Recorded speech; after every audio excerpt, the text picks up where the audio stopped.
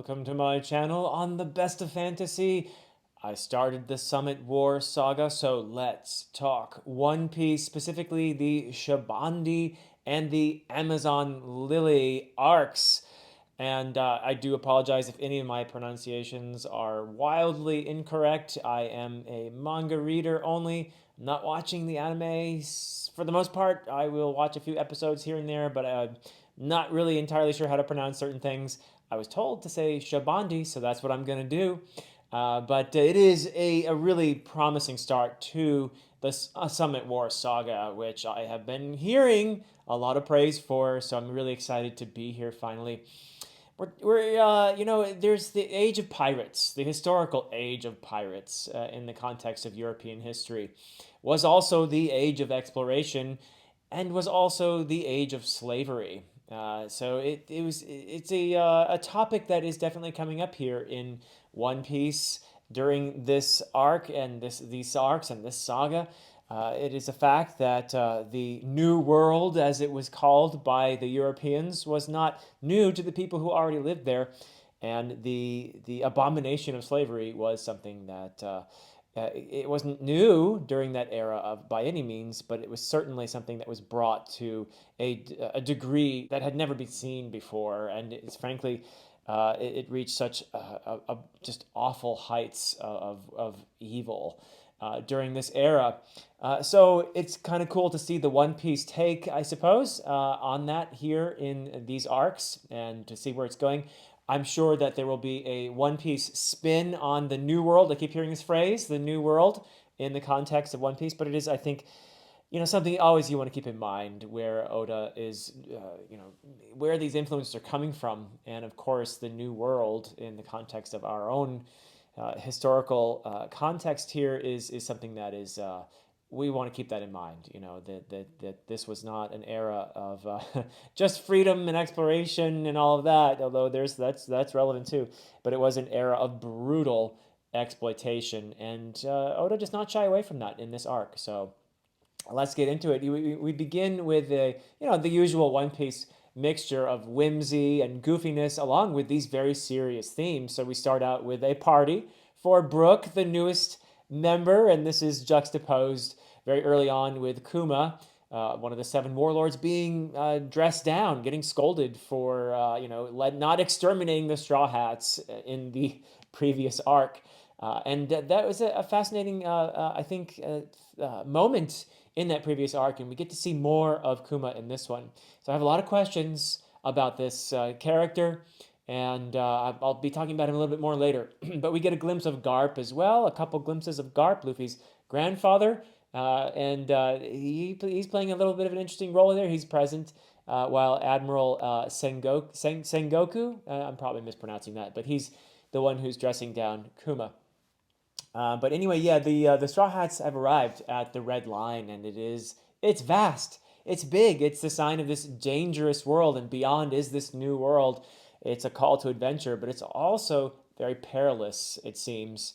So very intrigued to see what's coming there. But before we get to any of that, we do meet a mermaid and a starfish. So Kemi and Papagoo. I think that's well, anyway, that's my guess as to how to pronounce those names.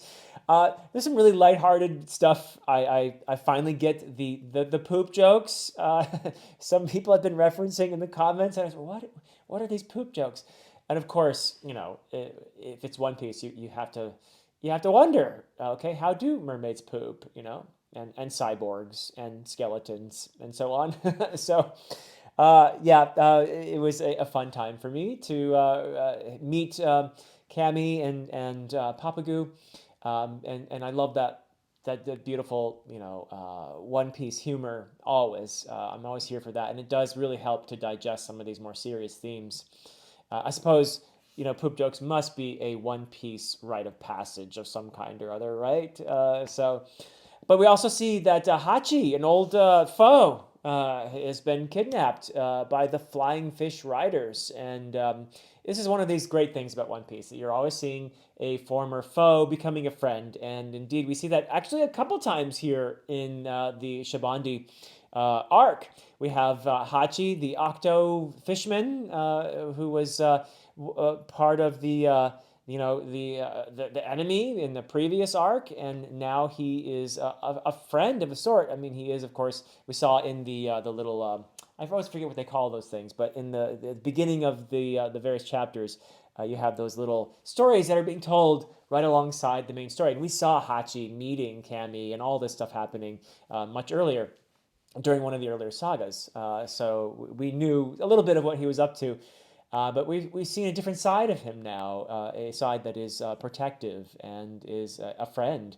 So that was really cool. I like that. And it's especially interesting to me how you get the theme of forgiveness brought into this, especially in the context of Nami and Hachi. You know, there's history there, right? So that's an important development, I think.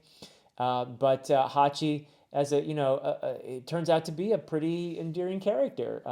But you also get this glimpse early on here into this really horrible human trafficking, this slavery, and you begin to see the fear and the oppression and the exploitation, especially by the elite who have inherited their privilege and their power. And we also have very much becoming clearer and clearer to me that we have this underclass of the fishmen and the mermaids as well. There's a history of otherizing and persecution and exploitation, which is pretty ugly, and is true to, unfortunately, human history in so many ways.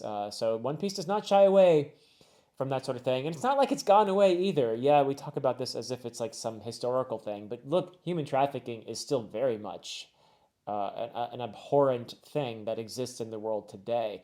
So these are themes that are not just historical, they're very relevant to us today. The exploitation by the powerful of the oppressed, it's still very much with us today. But again, One Piece makes it, I think, a lot easier to digest these themes by giving us some lightheartedness, and that includes the introduction of a, of a seemingly at first a villain, Iron Mask Duval. I mean, there's another example of a villain becoming an ally and a friend, and a very handsome one at that. At least eventually, after Sanji does a little bit of adjusting to his face.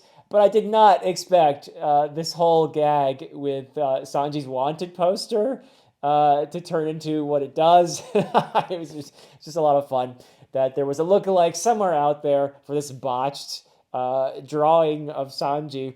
It was fun. Yeah, and there's also some pathos and some humor. Frankie cries when he learns of poor Duval's, his backstory, his persecution from just the fact that he looks like that wanted poster of Sanji made his life miserable. Poor fellow. But yeah, it's great that Oda keeps it lighthearted here at times, even while exploring these heavy themes. And the worst that humanity has really perpetrated. That's slavery. That's human trafficking. And Luffy, of course, the whole time being led by his stomach and wanting the fritters as a motivation for doing a lot of what he does. But you also see the Straw Hat loyalty and there's some awesome moments like Brook using music as his music as part of his weaponry, if you will.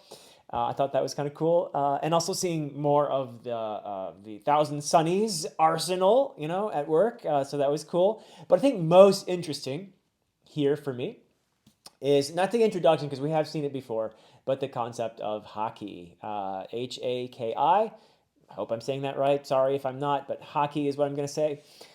Luffy stops Duval's giant bison dead in its tracks, and he doesn't know what it is yet. And I had a feeling, okay, this is that thing we saw before with Shanks, when Shanks, probably even as early as the East Blue Saga, when Shanks stopped the Neptunian. Now I'm thinking that must have been Haki, but that he used in order to do that. But we definitely saw it when he was treating with Whitebeard, and all of Whitebeard's sailors went boom, boom, boom, like bowling pins when Shanks used his Haki in that moment. So I'm intrigued by this concept. And of course, it comes up later, particularly in Amazon Lily, so I'm going to talk about it again. But just a note to say that you see Luffy beginning to exhibit this power, this spirit, this will, whatever it might be. And I'm very much intrigued. Okay, so we do actually reach the red line, and on the other side of that is the new world, and we learn a lot. There's some, pretty important information that gets fed to us through Papagu and various other players here. But we learn about the government, world government's, fortress there, Marijoa. Is that how you say that? Marijoa? I don't know. Please correct me, someone. I'm sure a few people will now. But anyway, yeah, you have there's also the seafloor route underneath, or that has something to do with Fishman Island. So there's a couple ways to get to the New World, we learn. But of course, there is peril, no matter which way you go.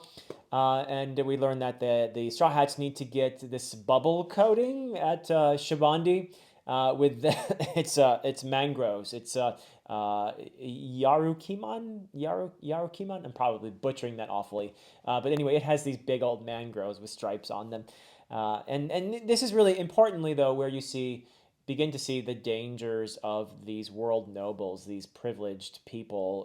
And Hachi is trying to warn the Straw Hats all the time: do not, please, do not mess with these nobles, right? They can shoot somebody in the streets, and they do. They shoot somebody in the streets, and no one does anything because that is their privilege. That is they're these awful.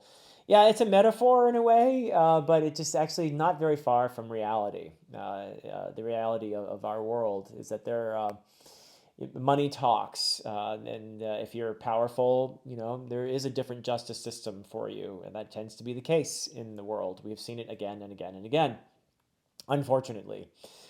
So yeah, it's a metaphor, but it's not that far in some ways from reality. And people live in fear of this, and they just accept. They just accept it. But is it our acceptance that perpetuates their power? I mean, the fact that we let it happen is kind of why it happens in a way. It's what allows an abomination like slavery to even exist because people just shrug and say, well, that's the way things are, and that kind of passivity, that ignorance, that mindless acceptance, that's the most dangerous. That is the worst enemy to democracy. Not the tyrants themselves, it's our acceptance of the tyrants, and those are the worst enemies of progress. Is ignorance and passivity, in my opinion. And you see, I think Oda pretty much laying this out here in this arc, where the world government itself is an apparatus, an apparatus for maintaining the power in the hands of the few, the people who have it already.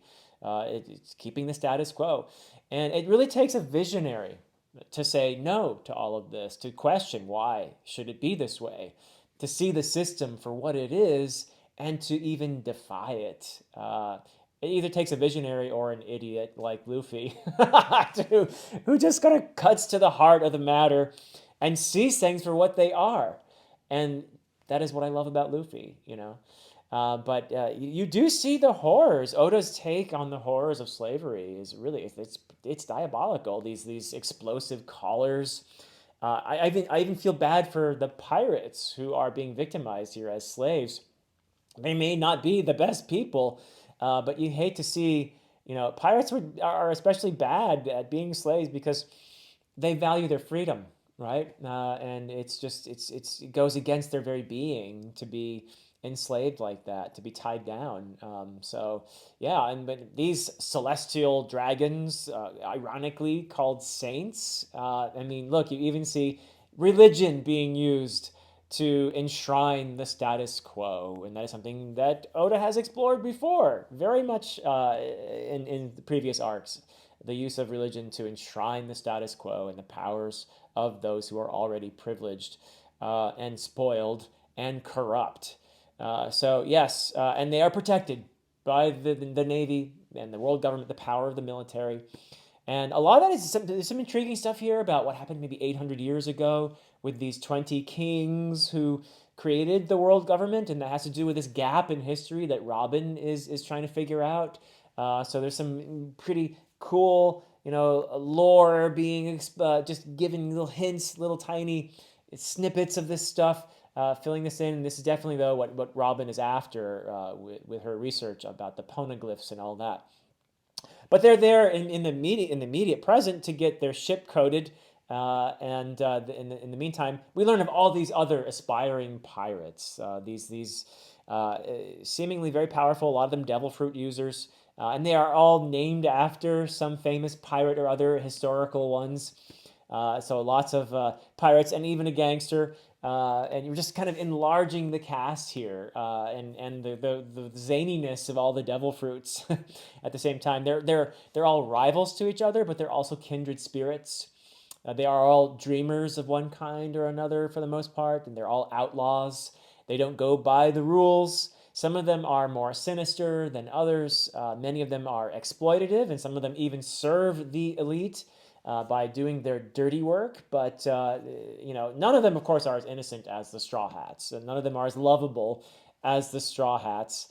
But they are, nevertheless, at times at least, especially when opposed to the world government and their forces, potential allies. More rivals, but at times potential allies. But I'm fascinated most especially by this coding guy, this fellow who's supposedly 100 times stronger than the Straw Hats, Silver's Rayleigh. I think that's how you say it, Rayleigh, not Raleigh, which is Raleigh is the Sir Walter Raleigh, whom I'm assuming, named after the historical figure, the pirate slash courtier in Queen Elizabeth's court. But I'm going to say Rayleigh because that's what it looks like, or he's also known as the Dark King. And of course, the former first mate of Gol D. Roger. More history being given here. Very cool. But also a major wielder of haki. Now, Shabandi is kind of a place of paradoxes. You have amusement parks, right, on the one hand, and shopping and all this kind of thing, and a bit of a consumer society there, alongside slavery and this horrible exploitation. And that seems kind of, it checks out, right? It definitely does check out. You More and more you see how all of this it really serves these pampered nobles and these spoiled aristocrats who have inherited their power down the ages. And then, of course, the Straw Hats arriving in the midst of this are, for the most part, clueless. I love how Zorro at one point asks the spoiled noble, I'll talk about him later, if he needs directions. And of course, these Straw Hats, they get in the midst of it and they disrupt everything, as they always do. And the abduction of Cammy, their friend, the mermaid, is really the catalyst for it all, I think. And it's horrific, really, what potentially could be happening to her. So that is the catalyst for the rest of what happens in the Shabandi arc here. It's Luffy's refusal to accept the way of the world, right? And his resolution to help his new friends. That's really what drives all of this, and it culminates this whole thing in the auction hall, which is the government refers to in true doublespeak, in true 1984 fashion, the auction hall where they auction off people, slaves, is referred to by the government as the Employment Assistance Office. Yeah, yeah. So Nami, I think, totally understandable that Nami would, being as clever as she is, would attempt to play by the rules, and bless her for being willing to give all their treasure to save their friend. That's a beautiful little Nami moment there. But she doesn't realize that they are so far outclassed by this system, that these aristocrats, their power is so entrenched, it goes way beyond their imagination. So they don't really even have a chance. You can't play by their rules. They make the rules that serve them. And if you try to play by their rules, you will lose. That is inevitable. And that is what we see there, is that they are outbid, and it doesn't even take a second, right? The only thing that might work is defiance. And you see this convergence, really, of all kinds of... This auction hall becomes a convergence point of all the pirates, the nobles, the navy, all these rumors of war that are swirling around with Ace's execution imminent. Ace being, of course, Luffy's older brother. So all that's going on. And, of course, you throw in Silver's Rayleigh in there. And wow, I mean, Luffy just actually literally crashes into the midst of all of this through the roof.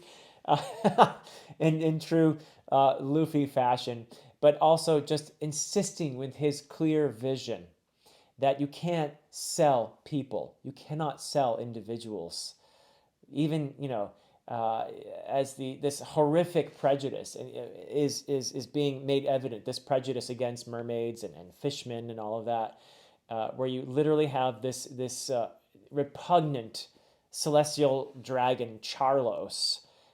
Insisting that he can just shoot, whoever he wants. It's just disgusting. And he shoots Hachi.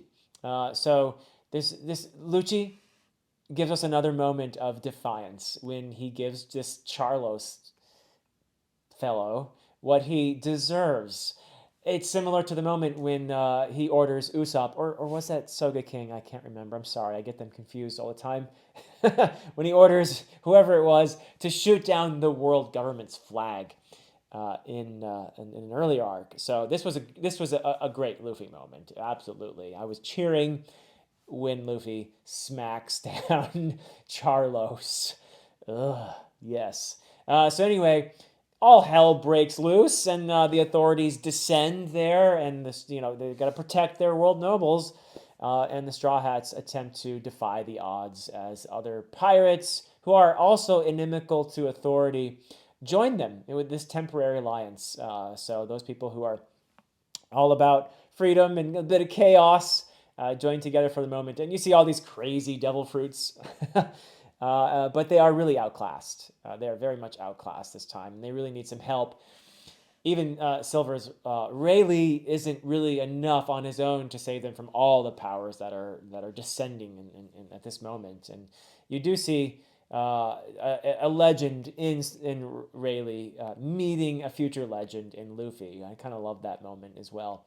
But there's also this mention of this Doflamingo, another one of the seven warlords, and I don't know much about him yet, but he kind of gives me the creeps, to tell you the truth. But he seems to be one of the more sinister of the seven warlords, as far as I've seen so far. And I think he's up to something pretty big. He keeps talking about the New World, and he was the owner, I suppose, of this auction hall. So that does not make me like him, that he would traffic in slavery. But he's moving on to bigger things, even, which sounds ominous to me. So let's see, and we have this big war in the context of all this war that is being instigated with Ace as being kind of a sacrificial lamb here. This war between the seven warlords and the Whitebeard pirates that keeps getting, talked up. So let's see where that goes. But we also learn more about Gol D. Roger during all of this, and how he wasn't actually captured by the world government, but that he turned himself in when he was terminally ill, which contradicts, wow, surprise, contradicts the official government account. And we also see how Roger, in a way, lived on by instigating this new age of pirates and tempting everyone to go after the One Piece, right? So we have a lot of lore, a lot of hints at the bigger stuff to come here, making me really quite eager to continue reading, but also connections to some of the past stuff, like Crocus, who apparently also served Roger on a ship as a doctor at some point, and Laboon, much to my delight, and Brooks's as well. And of course, Shanks is brought up, and Roger himself being able to hear all the voices of everything in the world. I think that's what it says. So very interesting moment, I thought, when Robin asks Rayleigh, sorry, about the gap in history. And he knows, he thinks he knows, or at least he has a version of it that he has learned about. But when he offers Robin the chance to hear what he knows, she says no, which I found to be actually kind of cool. I like what Oda's doing there, and very much, because this is her journey. She passes on it because she has to go on this journey herself. She has to discover her truth. She has to discover it in her way, and that is part of her purpose. And if he just tells her what he knows, that takes away that purpose from her. So she has to arrive at her unique vision. The same thing when Usopp asks about the One Piece, and you get that huge reaction from everybody telling him to clam it, because then again, no one wants to destroy the mystery, right? Luffy needs that adventure. He needs that. Life is our own adventure, and the mysteries that we see on the horizon are unique to us. So that Luffy's he sees that pursuit of his on the horizon, his dream, and that is the ultimate freedom to be able to pursue that dream. And if someone were just to sort of spoil it for you, that would take it away. That would take away your freedom to pursue that dream. And Luffy, I think, also very perceptively, and this is the kind of pirate that I like, is Luffy and the Straw Hats, because he says that it's this freedom, not domination, that makes the world his kingdom. He doesn't have to rule over other people to be a slave owner, to be a boss in order to feel his own freedom. The world is his kingdom. So I really love that insight that is just natural to Luffy. But they have to survive for these 3 days while Rayleigh is coating their ship, and you see some very formidable opponents. Kizaru, again, sorry if I'm mispronouncing that. Kizaru, he's one of the seven warlords as well. And the pirates and the government forces clash, and major powers are abound. But the government is really too much. They are definitely winning this conflict. Most interesting, I think, though, is the role of Kuma, whom I met in Thriller Bark, and I thought that he was a pretty powerful representation of the control of the government, but that I was intrigued by his ability to override that and essentially honoring the sacrifice of Zoro, let the Straw Hats go. So I was interested to see him again and what he would be doing here. There are these duplicates of him. They are seemingly just, mindless soldiers. They're cyborgs, machines, whatever. So they're not him, but they are duplicates of him with other powers as well, made by this Vegapunk. I think I'm saying that right now. People corrected me the last time. I think it's Vegapunk. And again, I don't think I like this Vegapunk guy based on his creations. But let's see. I will withhold my judgment for now, but I'm not optimistic that I'm gonna like this guy. But we do meet his bodyguard, who seems also very formidable, Sentomaru. Yeah. Anyway, very powerful character. And the Straw Hats exhaust themselves really just by defeating one of the duplicates of Kuma. So things look pretty desperate. They're in desperate straits.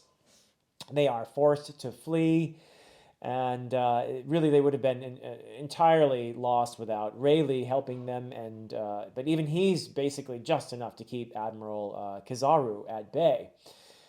So yeah, and there are more forces coming after them, so it doesn't look good. But into the midst of all this comes the real Kuma, the Bible wielding Kuma.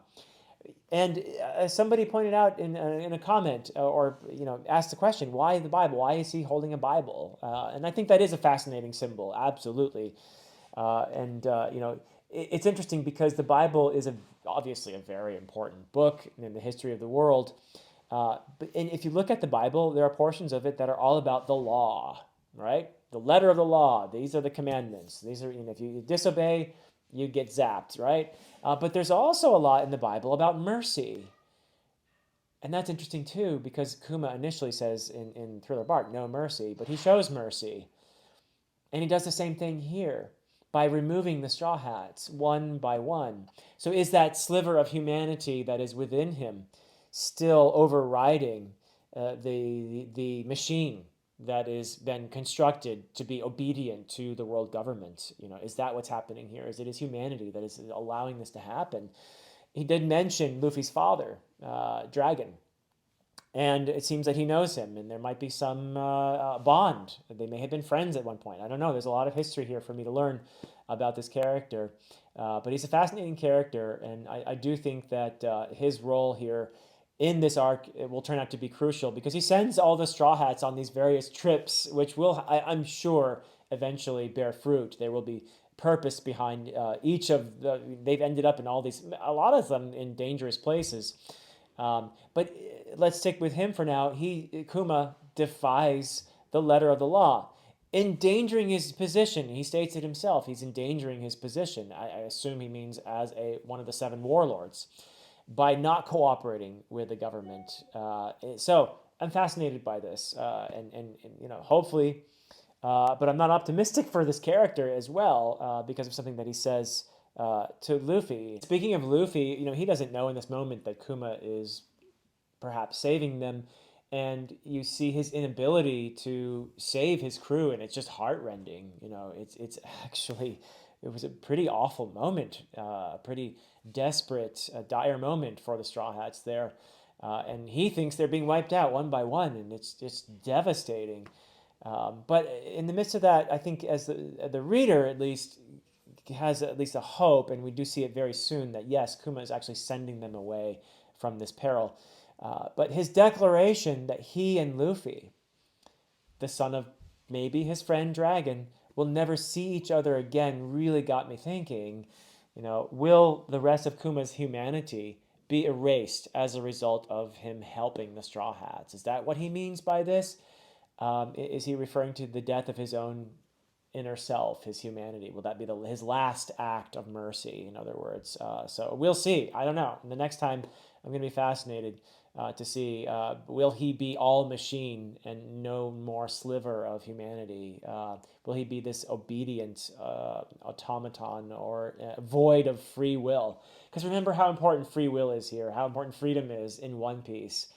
And to have this character who can exhibit mercy, perhaps become total machine, would be a pretty chilling message, really. Fascinating stuff. Dangerous and rough times ahead for sure. Rough seas on the horizon. And then, of course, having the Straw Hats all sent out here and there, we follow Luffy and we arrive with the next arc with Amazon Lily. This is mostly, focusing on Luffy, who, of course, gets himself into trouble immediately by stuffing his mouth, first with a giant boar, but then with mushrooms that turn out to be parasite mushrooms. Ew. Yuck. So he gets himself into major trouble, but he's rescued by Marguerite and some of the other Amazons, I guess. Again, we're drawing from Greek mythology here. You can see Oda loves his mythology. And from all over the world. This is one of the great things about One Piece, and this one is particularly from Greek myth in some ways. He brings in a little bit later the Gorgons as well, Medusa and all that. But Luffy does get saved by some of the locals who don't really, because he's covered with mushrooms, they don't realize that he's a man, and because they haven't met one. He another comic One Piece moment where Luffy's discovered because they somehow missed this one last mushroom in a strategic location, which they pull on, and oh gosh, that's how they discover he's actually a man. Did give me, I have to laugh at that, yes. And of course, Luffy being made of rubber, well, we just don't need to go there, I guess. But Amazon literally being an island of women, where men are forbidden. This is a bit of bad news for Luffy, right? And it turns out for good reason, right? Based on the history we learn about its rulers, that they don't like men for a reason. There's been, again, we go back to these themes of human trafficking and slavery and exploitation. And again, there's some serious stuff amidst all this fun, really. Luffy does get his hat back and eventually gets reclothed, not exactly to his own taste, but he does get reclothed initially, and safeguarding his precious jewels, as he puts it. He has to escape from his hosts, who fear that the ruler, the Snake Princess Boa Hancock, is not going to have a very positive reaction to Luffy, which begins his kind of friendship with Marguerite, you could say. They can't exactly trust each other right away, but he does flee with her in tow, kind of semi-kidnapping her, I suppose. But she saves him from drowning. I think that's a really important moment. And there is that mistrust between them, but there's a growing trust there, a friendship, which proves to be crucial, actually. This friendship with Marguerite, in true One Piece fashion, friendship really saves the day, we're about to see, in so many really fun and cool ways. But yeah, we'll get to that. Boa Hancock, of course, with the Love Love fruit, is introduced. She is one of the 7 warlords and quite dangerous. and not enthusiastic about serving the world government. She's not exactly loving the orders that she's being given, their call for imminent war. She very much wants to have her own way because she's beautiful. And also very much scarred by her past, which we learn about later. But it does explain her behavior in a way when we do learn about that. And she doesn't want to be vulnerable. She does not want to be vulnerable ever again. So, as I said before, there's more allusions to Greek mythology with the legend of the Medusa and the Gorgons, and with their snaky associations here with Boa Hancock and her two sisters. But these are, of course, we learn later, really devil fruit powers. And of course, they're trying to hide their past. What's really on the Boa sisters' backs? Not the eyes that rumor has it. There's something else there, which we will learn about. And of course, Luffy does see her vulnerability when he crashes in Luffy fashion into her bath. But yes, it's her vulnerability, and it's also a direct result of the trauma that she suffered. And again, I love that we have this, on the surface of things, seeming villain here who turns out to have a history, who turns out to have this trauma behind the way she acts, and is determined never to be in that position again. And it ties so neatly into the themes that Oda has been setting up during this saga.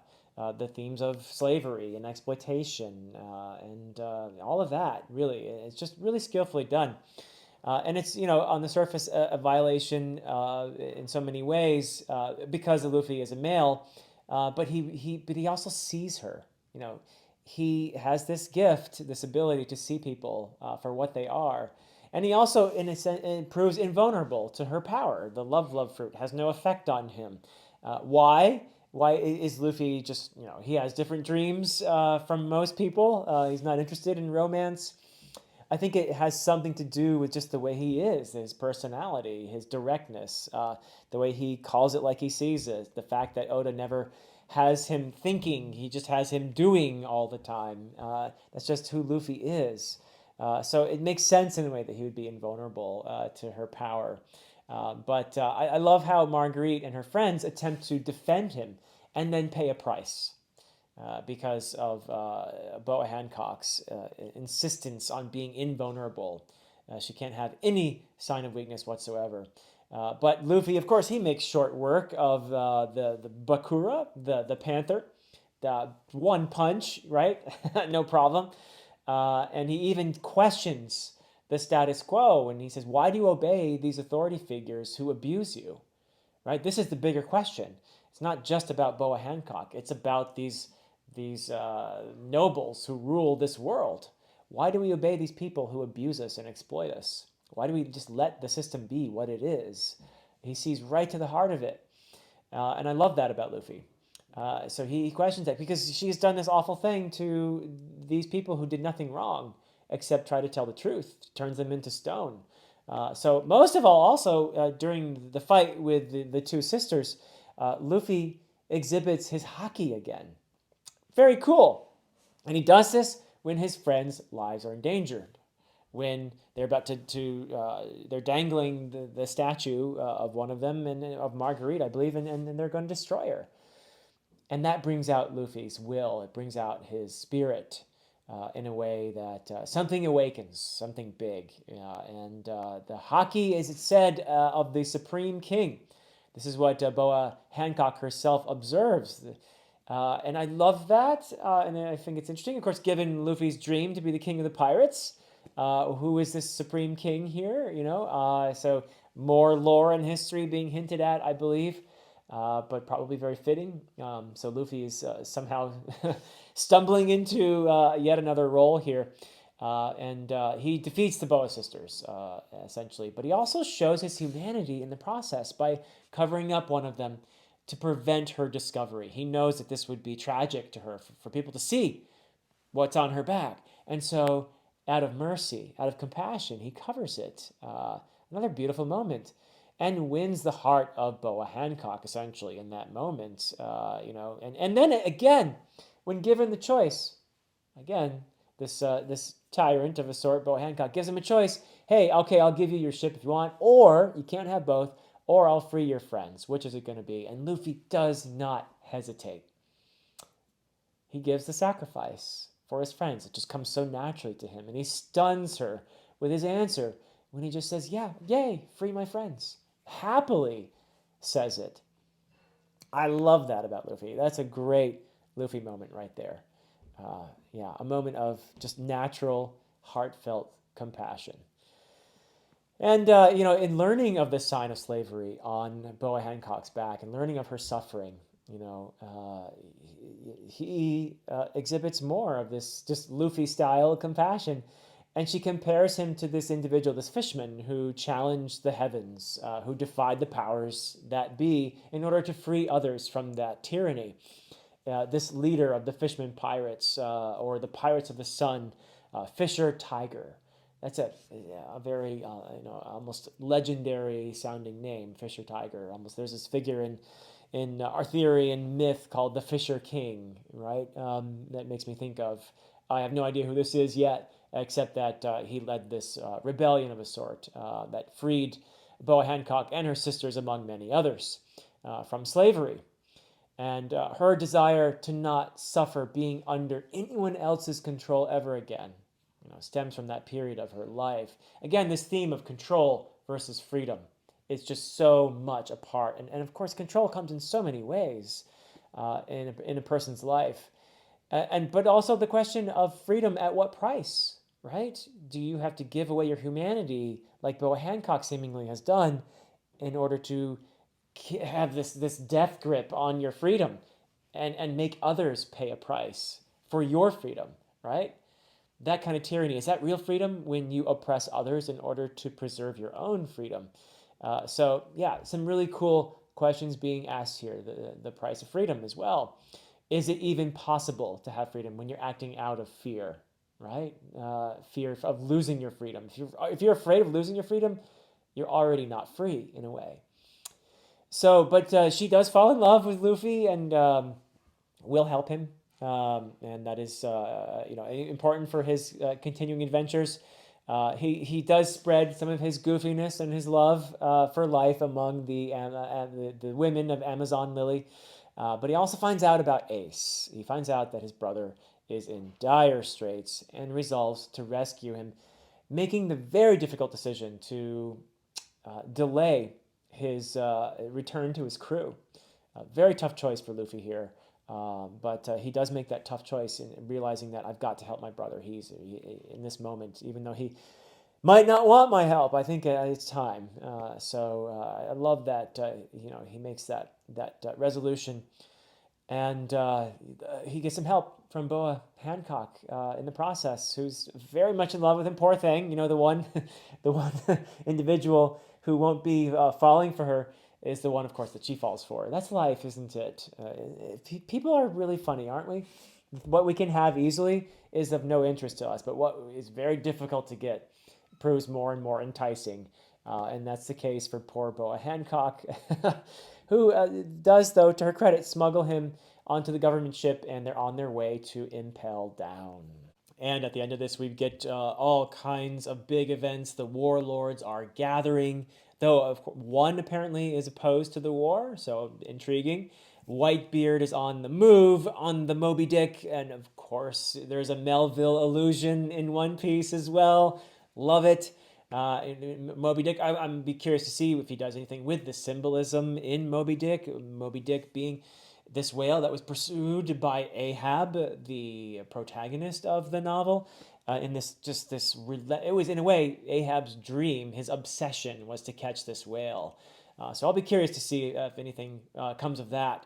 But yeah, Garp is there. He's a loose cannon. He visits Ace in Impel Down and gives us some kind of mysterious hints of things going on, and the Straw Hats are all blown to the winds in various places, some of them very perilous. Poor Robin, especially, I felt, she's my favorite character, so I'm a little bit distressed to see where she ended up.